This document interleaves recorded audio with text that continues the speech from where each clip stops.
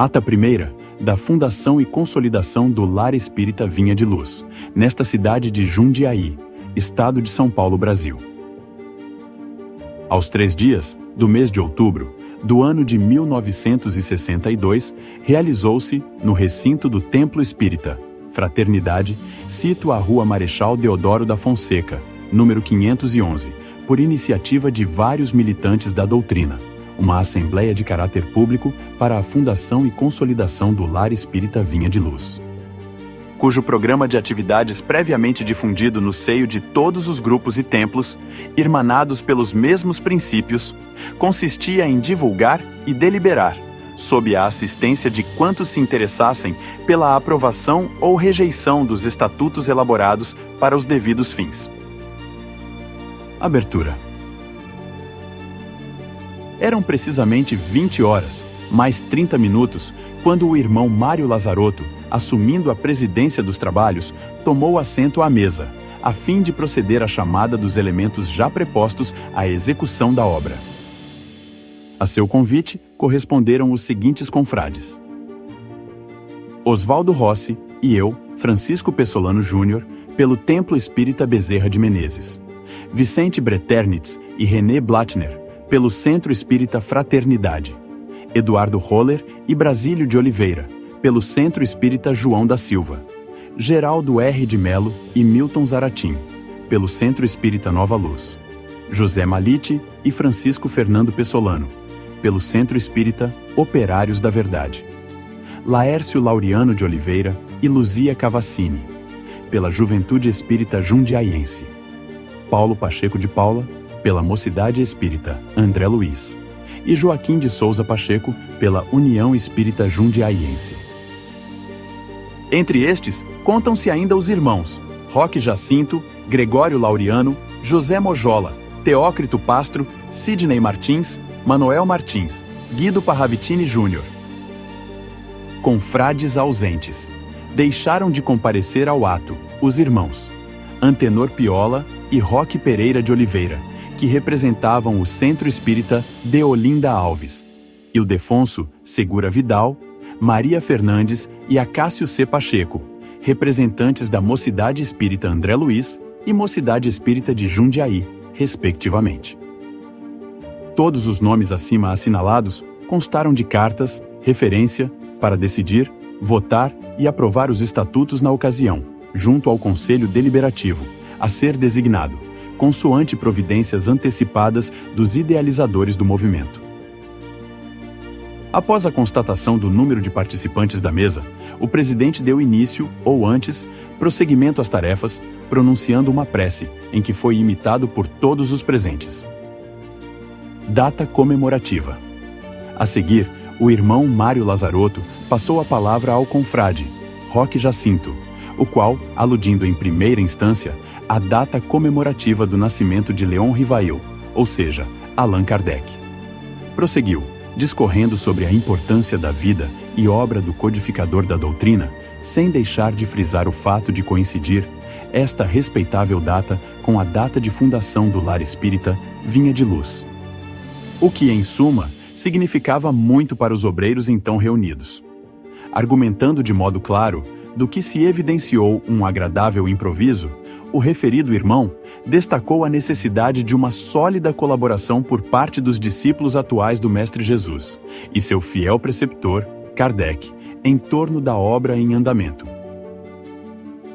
Esclareceu à Assembleia quanto às primeiras fases de atividades dos fundadores do lar, culminando por mencionar os objetivos do mesmo, os quais, de acordo com suas palavras, receberam apoio carinhoso dos médiuns Francisco Cândido Xavier e Valdo Vieira, de Uberaba, e do confrade professor Carlos Pepe, da citada cidade, a quem haviam sido apresentados os estatutos, redigidos, e que, segundo o testemunho dos primeiros, foram inspirados pelos queridos mentores espirituais Bezerra de Menezes, Batuíra e Meimei. Retomando o uso da palavra, o presidente procedeu à leitura das mensagens enviadas por aqueles médiuns, e pelo dito professor, mensagens essas, que figuram como introito dos estatutos. Em sequência, o irmão René Blattner fez a apresentação destes, para serem apreciados. Um dos confrades, Francisco Fernandes Pessolano, pediu a palavra para oferecer inteiro apoio aos mesmos. Reiterando os esclarecimentos do irmão Roque Jacinto, o presidente aprovou as palavras ouvidas do obreiro Francisco. Imprescindível é que se diga do conteúdo destas permutas orais, as quais traduziam a utilidade do Vinha de Luz como órgão arregimentador de forças, e por isso, confraternativo. Para corroborar as exposições feitas, o presidente lê, em voz alta, os capítulos 1º, nos artigos 1º ao 6º, 11º, 12º e 15º artigos, sobre o Conselho Executivo, sobre os obreiros e a Comissão Executiva. Seguindo, nos parágrafos 1º e 2º do artigo 20º. Terceiro, para elucidar quanto à formação e funções do Conselho Deliberativo. E capítulo 5º, nos artigos 53º e 56º. Estes pontos, considerados essenciais para esclarecimento da Assembleia, foram ainda amparados pela leitura de inúmeros outros, e seus respectivos artigos e parágrafos. Assim, ficou positivado que o Lar Vinha de Luz era uma obra de grande alcance espiritual, para por a proteção dos mentores do além, sob instrumentos humanos esclarecidos, velhinhos e crianças desamparadas, bem como famílias desajustadas desta cidade. Isto posto, pede o presidente a resolução da Assembleia, por meio de manifestação. Resultou do pedido, que a aprovação já esperada foi unânime. Eleição de conselhos e comissões. Como consequência da aprovação geral dos estatutos, foi entregue a cada membro constituinte da mesa uma folha datilografada à guisa de cédula, com os nomes dos elementos apontados, para responder pelo Conselho Deliberativo, em número de 3. Irmãos: José Malite, para presidente. Francisco F. Pessolano, para vice-presidente. E eu, Francisco Pessolano Júnior, para secretário-geral. Votação unânime resultou de mais este ato. Sob igual processo, foram aprovados os nomes dos seguintes, ao Conselho Executivo: Mário Lazarotto, Gregório Laureano e Roque Jacinto. Para a Comissão Administrativa, foram eleitos Alfredo Peterson, ausente no momento, por motivo de enfermidade em família, José Mojola e Laércio Laureano de Oliveira, presentes. Para a Comissão de Fundos, os irmãos Teócrito Pastro, Sidney Martins e Severino Falcão, também ausente. Respondendo pela Comissão de Patrimônio, os confrades Joaquim de Souza Pacheco, Pascoal Molinari, não comparecido, e Manuel Martins. Pela Comissão de Difusão, Guido Parravicini Júnior, Paulo Pacheco de Paula e Ildefonso Segura Vidal. E, finalmente, pela Comissão de Contas, Vicente Breternitz, Joaquim Fernandes, ausente, e Sebastião Ritorno. Ficaram dependendo de votação e escrutínio os nomes designados para os cargos de confiança previstos às folhas números 10 dos estatutos, por falta de comparecimento dos confrades que responderiam pelos mesmos. Os trabalhos se procederam sob a orientação do Conselho Deliberativo, tão logo foram empossados seus membros.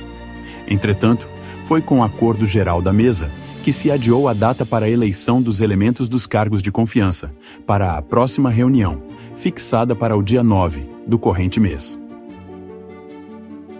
De igual modo, ficou transferida para aquele dia a escolha dos que preencherão os seguintes quadros: Conselho de Assistência, Conselho de Educação, Conselho de Provedoria e Conselho de Instrução.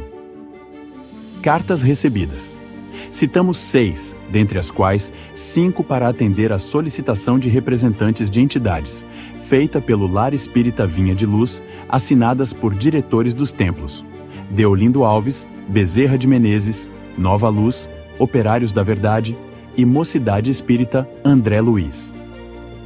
E a última, lida na ocasião pelo presidente do Conselho Deliberativo, irmão José Malite, para informar as comissões e conselhos constituídos, à disposição dos irmãos Jefferson Siqueira e Neide Miron, secretários, por parte do Centro Espírita João José Rodrigues, aos trabalhos do Vinha de Luz, nesta memorável noite, conforme patrocínio da entidade mencionada. Terrenos. Por último, o irmão Roque Jacinto chamou a atenção de todos para os seguintes fatos: a doação de um terreno na Vila Aparecida e projeto de negociações com outro, situado no Jardim Bonfiglioli. Apresentando planta deste, acentuou a oportunidade que se oferecia na aquisição do mesmo, considerando a sua extensa área e o preço relativo como fatores ideais para a edificação do lar.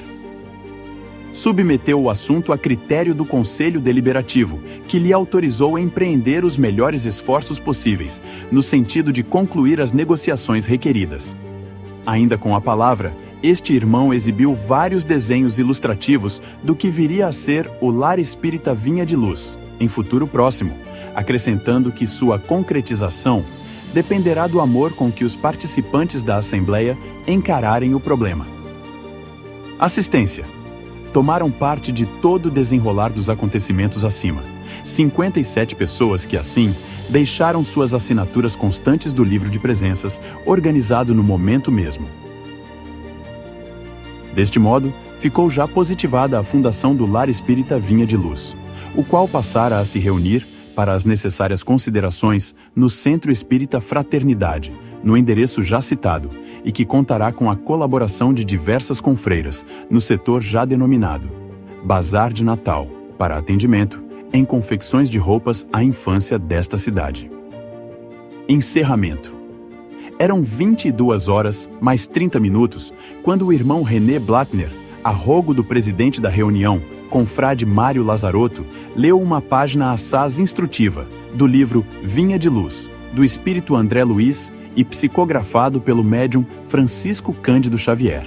Após o que, o mesmo presidente pronunciou-se pelo encerramento, o que foi feito com uma sentida prece de Joaquim de Souza Pacheco. Assim sendo, nada mais positivando que pudesse merecer registro, lavrei a presente ata, a qual, por expressar a verdade de quanto ficou na ocasião deliberado, passo a assinar na qualidade de secretário-geral, junto ao Conselho Deliberativo. Jundiaí, 3 de outubro de 1962. Francisco Pessolano Júnior, secretário.